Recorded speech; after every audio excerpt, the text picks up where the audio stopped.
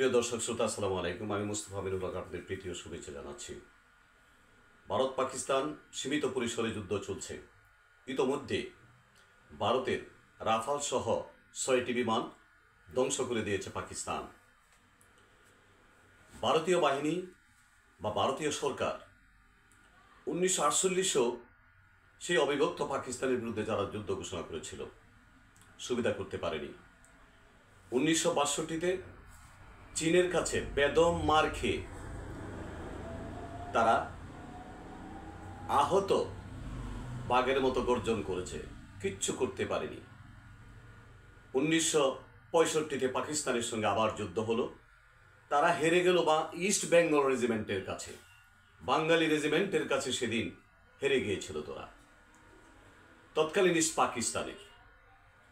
তারপরে ওদের প্রতিশোধ নিল 1971-এ এসে। 1971-এ পাকিস্তানি মাথামোটা শাসকদের কারণে বাংলাদেশের বিরুদ্ধে, তৎকালীন ইস্ট পাকিস্তানের বিরুদ্ধে পাকিস্তান যে অত্যাচার শুরু করলো আভ্যন্তরীণভাবে, যুদ্ধ করলাম আমরা, কিন্তু ক্রেডিট নিল ইন্ডিয়া।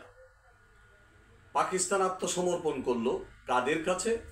যুদ্ধ করলাম আমরা, আমাদের যে প্রধান সেনাপতি জেনারেল উসমানী সাহেবকে সেখানে থাকতে দেওয়া হলো না, সেখানে আমাদের কোনো নেতা ছিল না, সেখানে ভারতীয় বাহিনীর কাছে পাকিস্তান আত্মসমর্পণ করলো।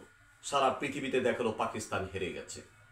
যুদ্ধ করলাম আমরা, শহীদ হলাম আমরা, লাখো লাখো মানুষ আত্মহতি দিল, নির্যাতিত হলো, ইজ্জত হারালো মা বোনেরা, কিন্তু যুদ্ধের ক্রেডিট নিল ইন্ডিয়া। ইন্ডিয়া এমনই একটি অপশক্তি, তার সীমানায় যেসব রাষ্ট্র বসবাস করে তাদের স্বাধীনতা সার্বভৌমত্ব সর্বদাই হুমকির সম্মুখীন, বিশেষ করে মুসলিম রাষ্ট্র, কারণ তারা ইসলাম বিদ্বেষী শাসক।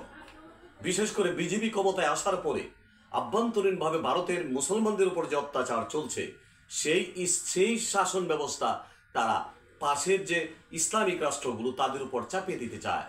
তারা মুসলমানদেরকে হত্যা করতে চায়, মুসলমানদের মসজিদ ধ্বংস করছে, মুসলমানদের যে কীর্তিগুলো ছিল এগুলো ধ্বংস করছে। একের পরে আমাদেরকে ভাবতে হবে, আমরা ইন্ডিয়ার সীমানায় বসবাস করি, আমরা কখনোই নিরাপদ নই, আমাদের স্বাধীনতা সার্বভৌমত্ব সবসময় হুমকির সম্মুখীন। তাই পাকিস্তান জবাব দিচ্ছে, পাকিস্তানের কাছে ওরা হেরে যাবে, বারবার হেরে যাবে, কারণ তারা মুসলিম যারা, ওরা মরতে জানে, শহীদ হইলে ওরা মনে করে আমরা বেহেস্তি, আর বেঁচে থাকলে আমরা গাজী। তাই আমাদের যারা, আমাদের শাসকবর্গ, আমি ভারতে আমাদের বাংলাদেশের শাসকবর্গকে অনুরোধ করছি, ভারতের পাশে থাকতে চাইলে সত্য সামর্থ্যভাবে থাকতে হবে। আমাদের যে সামরিক শক্তি, আমাদের জনশক্তিকে সামরিক খাতে কাজে লাগাতে হবে, এবং প্রত্যেকটা সেক্টরে বাংলাদেশিদেরকে ট্রেনিং দিয়ে প্রস্তুত রাখতে হবে। প্রতি বছরে সামরিক বাজেট বাড়াতে হবে, এবং সেখানে একটা দুর্নীতিমুক্ত দেশ গড়ে ভারতের পাশে বাংলাদেশকে একটা শক্তিশালী রাষ্ট্র হিসাবে গড়ে তোলার বিকল্প কোনো চিন্তা করার কোনো সুযোগ নেই। কারণ আমাদের স্বাধীনতা সার্বভৌমত্ব রাখতে হলে ইন্ডিয়ার পাশে থেকে আমাদেরকে একটা শক্তিশালী সামরিক বাহিনী এবং গণবাহিনী গড়ে তুলতে হবে। এই বলে রাখছি। আল্লাহ সবাইকে হেফাজত করুন। আসসালামু আলাইকুম।